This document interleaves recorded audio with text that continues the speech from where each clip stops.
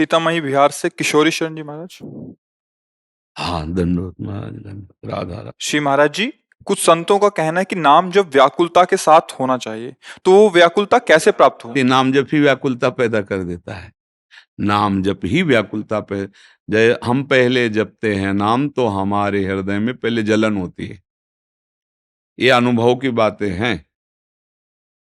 जब हम नाम शुरू करते हैं जपना तो मन विषयों में भागता और हृदय में जलन होती है।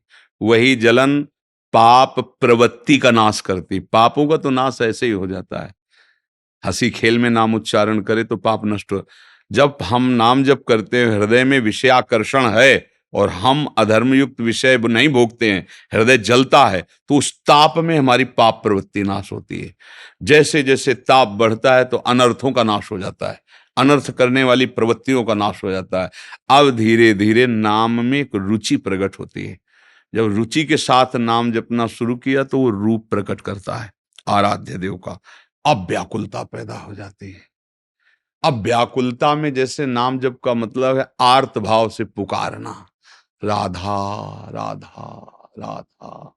जब भरत जी बोलते सिया राम तो पूरा चित्रकूट प्रेममय हो जाता है। महाप्रभु चैतन्य देव हरे कृष्ण, ओ कृष्णमय। वो नाम जपते जपते व्याकुलता आती है। नाम जपते जपते कुछ हमें आगे की चिंता नहीं करनी। आगे एक शिष्य यमुना स्नान करने जाना चाहते थे, अंधेरा था, तो गुरुजी ने एक टार्च दी छोटी सी, वो टिम टिम बस ऐसे पैर, एक पैर दिखाई दे। बोले गुरुजी इतनी बड़ी रास्ता कैसे इससे तय होगा? बोले एक पैर दिखाई दे रहा ना, उसमें पैर रखो, अगला कदम के लिए प्रकाश है, फिर अगले कदम के लिए प्रकाश है। हम लोग क्या है, बहुत ऊंचाई की बात को सुन करके परेशान हो जाते हैं या निराश हो जाते हैं कि ये बातें तो कोई बहुत बड़ा अवतार सिद्ध महात्मा ऐसा हम लोगों से कैसे होगा। नहीं नहीं नहीं, एक कदम दिखाई दिया ना, बस उस पर पैर रखो, तुम्हें वही कदम लक्ष्य तक पहुंचा देगा। राधा राधा जो गुरुजी ने नाम दिया है ना, जैसे भाव कुभाव अनख आलस हो। अभी हमें ये नहीं देखना कि व्याकुलता पुरो, वो आगे खुद पैदा कर देगा। व्याकुलता कहीं बाजार में तो मिलती नहीं है ना, ये व्याकुलता तो नाम ही देगा ना। जैसे जैसे नाम जपते जाते हैं, हृदय निर्मल हो जाता है, निष्पाप होने लगता है, तब अपने प्यारे की भावनामयी झलक आने लगती है। ये वही उपासक जानता है जो जप करता है। भावना अब उसको अब तो जिया नहीं जा रहा उसके बिना। अब वो पुकार होती है। अब उसका जप नहीं हो रहा, अब वो पुकार रहा है। कभी आंसू चल रहे हैं, कभी विकलता हो रही, कभी शांत बैठा, अब किससे अपने दिल की बात कहे। हर समय बस वो व्याकुलता ही व्याकुलता उसके अंतर्दाव लगी रहे। धुआं न प्रगटे कोय, कह जाने दिल आपनो, या जा सिर बीती हो। बिरह कमंडल कर लिए बैरागी दो नैन, मांगत दर्श मधुकरी छके रहत दिन। ना काहू सो बोलिबो ना कोई व्यवहार, बस अपनी कुंवरी किशोरी को जियत निहार निहार। बस उसको और कुछ सुआ। पर ये स्थिति है, स्थिति ये भजन से ही आई है। सदगुरु के चरणों का आश्रय लेकर भागवती की उपासना के अनुसार धर्माचरण करते हुए जब हम नाम जप करते हैं तो नाम हमें भूमिकाओं में पहुंचाता चला जाता है। अब व्याकुलता और रोते हुए नाम पुकारने का मतलब बस भगवत साक्षात्कार होने वाला है। बिनु रोए किन पाइया प्रेम प्यारा मीत, तो रुदु सुस्वरम राजन कृष्ण दर्शन लालसा। तो तासा महावीर भूत छोरी समय मान मुखाम्बुजा, पीताम्बर धरा सृगवी साक्षात मनमत मनमता।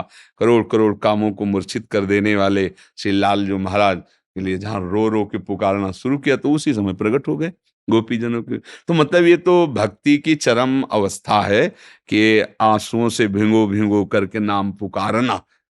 पर इसके लिए हमें घबराना नहीं कि तो ऊंची स्थिति कैसे आएगी, यहीं से आएगी जहां से हम चल रहे, बस चलते रहें, भजन अपने आप रंग ला देगा। सब स्थितियां इसी भजन में समाई हुई हैं। सच्ची बात समझ लेना, किसी अन्य साधन की और आवश्यकता नहीं।